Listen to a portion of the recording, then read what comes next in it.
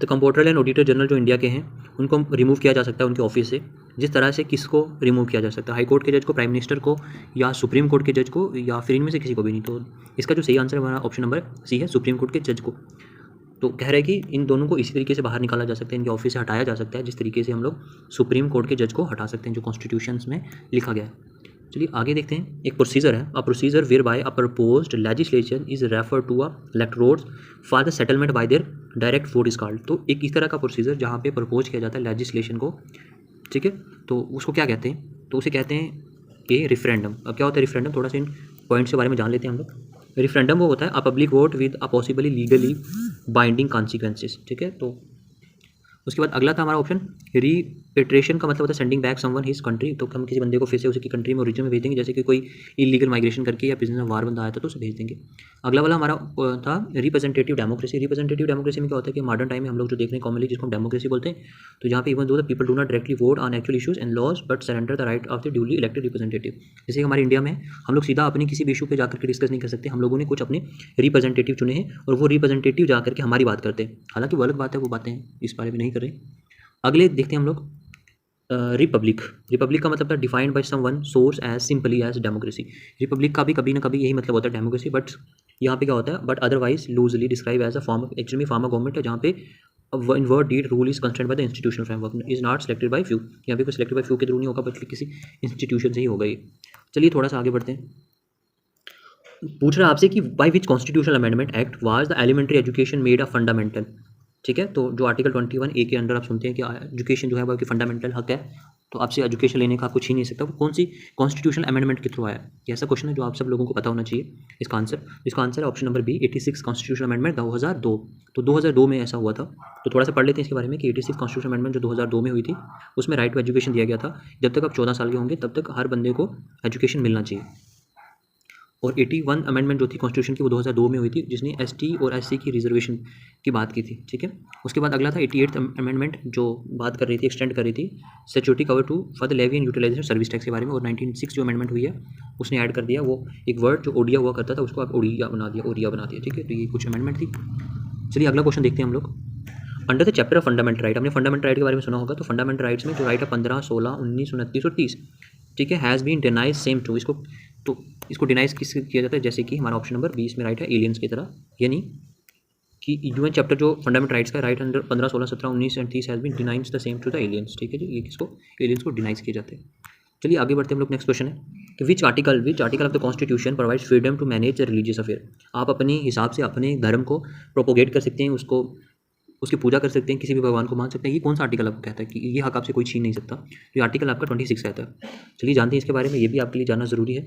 Article जो 25 है Indian constitution का, फ्रीडम ऑफ रिलीजन की ये बात करता है। तो एक्चुअली में फ्रीडम ऑफ रिलीजन में हमारे 4 आर्टिकल्स आते हैं, 25, 26, 23 और 28। तो जो 25 वाला कह रहा है वो आपसे ये कहता है कि particulars of freedom of the concise and freedom of profession, practice, propagation of religion, जो भी मतलब जो आपकी मर्जी है। फिर दूसरा कह रहा है कि आपको अपने रिलीजियस अफेयर जो है वो मेंटेन करने की हक है, मैनेज करने की हक है। आर्टिकल 27 वो कह रहा है कि as a payment of tax for the promotion of any particular region the state of article. आप किसी को भी टैक्स दे सकते हो, आपकी मर्जी है, किसी को भी पैसा दो। इन दिस आर्टिकल, इसमें वो आपको कह रहा है article include freedom as to attend, आप किसी भी रिलीजियस इंस्टीट्यूशंस या इंस्ट्रक्शंस को जा करके अटेंड कर सकते हो। कोई भी आपको अगर भक्ति के साथ सुनने हैं, कहीं पे अजान सुननी है, कहीं पे गुरुबानी सुननी है, आपको हक है, आप कहीं पे भी जाके सुन सकते हैं, आपको कोई मना नहीं करेगा। Sikkim was made a full fledge state of the union of India. Question number 16 है कि सिक्किम को हमारा इंडिया का फुल स्टेट बना दिया था यूनियन ऑफ इंडिया की कौन सी कॉन्स्टिट्यूशन अमेंडमेंट थी। ये तो सब जानते हैं कि साल 1975 था, बट कॉन्स्टिट्यूशन अमेंडमेंट कौन सी थी। तो इसका सही जवाब है 36 अमेंडमेंट जो 1975 में हुई थी। तो चलिए थोड़ा सा इसके बारे में जान लेते हैं अमेंडमेंट्स के बारे में। जो 35th अमेंडमेंट हुई थी 1975 में, उसमें terms and condition for incorporation of the Sikkim into the union of terms and condition थी 35th में। और 37th में क्या था कि legislature formation of Arunachal Pradesh legislative assembly बनाई गई थी 37th के थ्रू। 38th कॉन्स्टिट्यूशन अमेंडमेंट के थ्रू इनहेंस की गई थी powers of the president governors, ठीक है, कि ऑर्डिनेंस पास कर सकते हैं, तो उनको पावर्स दी गई थी। और 36 के थ्रू सिक्किम को इंडिया की फुल फ्लैज यूनियन बना दिया गया था, ठीक है, फुल फ्लैज हमारी स्टेट बना दिया गया था। चलिए आगे बढ़ते हैं हम लोग। आपने फजल अली कमीशन के बारे में सुना होगा। फजल अली कमीशन को अपॉइंट किया गया था दिसंबर 1953 में, ताकि वो कंसिडर कर पाएँ क्वेश्चन जो कि स्टेट को रीऑर्गेनाइजेशन करने की बात कर रहे थे, ठीक है। तो question of the state reorganization ने क्या एक्सेप्ट किया था, ठीक है। अब मतलब सीधे शब्दों में पूछ रहा है कि फजल अली कमीशन जो था उसने उसको अपॉइंट किया था साल 1953 में, तो उसने स्टेट की रीऑर्गेनाइजेशन को लेकर के क्या कहा था। तो उसने एक्सेप्ट किया था 3rd कि फजल अली कमीशन अपॉइंट किया गया था, जिसको 1953 में उसने कंसिडर किया था question of the state reorganization of the language as the basis of reorganization state की लैंग्वेज के बेसिस पे जो स्टेट्स बनाई जाएंगी वो बनाई जानी चाहिए, नहीं तो इसके ऊपर उसने रिकमेंडेशन दी थी। चलिए, स्टेट ऑफ मणिपुर, त्रिपुरा और मेघालय को कब फॉर्म किया गया था, साल कौन सा था वो? मणिपुर, त्रिपुरा और मेघालय, मणिपुर, त्रिपुरा और मेघालय, इनको कब फॉर्म किया गया?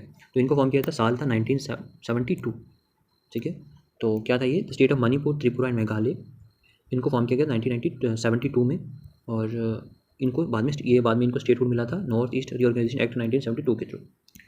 चलिए अगला क्वेश्चन देखते हैं हम लोग। हमारा नेक्स्ट क्वेश्चन है, when was the second backward class commission under the chairmanship of BP Mandal appointed? बहुत ही फेमस है ये बीपी मंडल कमीशन। तो इसमें पूछ रहा है आपसे कि when was the second backward commission जो अंडर बीपी मंडल कब अपॉइंट किया गया था? ठीक है, तो इसका सही जवाब है ऑप्शन नंबर सी, 1979। तो इसमें क्या पूछा, सेकंड बैकवर्ड कमीशन जो था वो बीपी मंडल के थ्रू आया था, अपॉइंटेड 1979, और इसको एस्टैब्लिश किया गया था 1 जनवरी 1979 बाय जनता पार्टी के थ्रू। उस टाइम के प्रधानमंत्री थे मोरारजी देसाई। ठीक है जी, और इसका काम था आइडेंटिफाई करेंगे सोशली और एजुकेशनली बैकवर्ड क्लासेस को। चलिए अगला देखते हैं हम लोग, when was the reservation of 27%, बहुत इंपॉर्टेंट है आज के टाइम पे सुनते हैं। 27% जो रिजर्वेशन मिलती है गवर्नमेंट जॉब्स में for the backward classes declared the first time independent India. ये कब डिक्लेयर किया गया कि जो रिजर्वेशन क्लासेस है, रिजर्व क्लासेस है, उनको 27% की रिजर्वेशन मिलेगी? तो इसका सही आंसर है ऑप्शन नंबर हमारा ए, साल था 1990 का। तो 7 अगस्त 1990 को नेशनल फ्रंट गवर्नमेंट ने डिक्लेयर किया कि provide 27% reservation to the socially और एजुकेशनली बैकवर्ड क्लासेस को जॉब्स में रिजर्वेशन मिलेगी, वो चाहे वो सेंट्रल सर्विसेज और public undertaking. It was declare the first time in independence India.